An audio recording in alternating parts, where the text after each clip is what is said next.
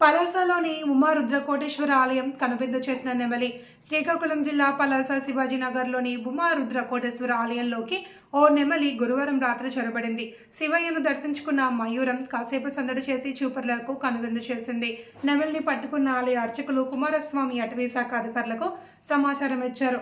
కాశీబుగ్గ అటవీశాఖ range officer ఏ మురళీకృష్ణను నాయుడు ఆదేశాల మేరకు కాశీబుగ్గ ఫారెస్ట్ సెక్షన్ ఆఫీసర్ రాజు, బీట్ ఆఫీసర్ కృష్ణారావు సిబ్బందితో కలిసి ఆలయానికి చేరుకున్నారు.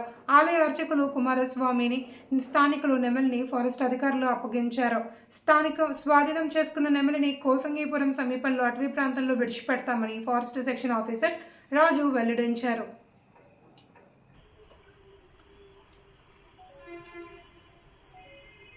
నా పేరు రాజు అండి, మీ సెక్షన్ ఆఫీసర్.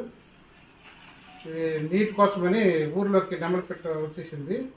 దీనికోసమని మన శివాలయం దగ్గరికి వస్తే అక్కడ ఉన్న అర్చకులు, కమిటీ వాళ్ళందరూ పట్టుకొని జాగ్రత్త పెట్టారు. ఇది బాగా హెల్దీగా ఉంది ప్రజెంట్. దీన్ని ఇప్పుడు అడవిలో విడిచిపెడతాము.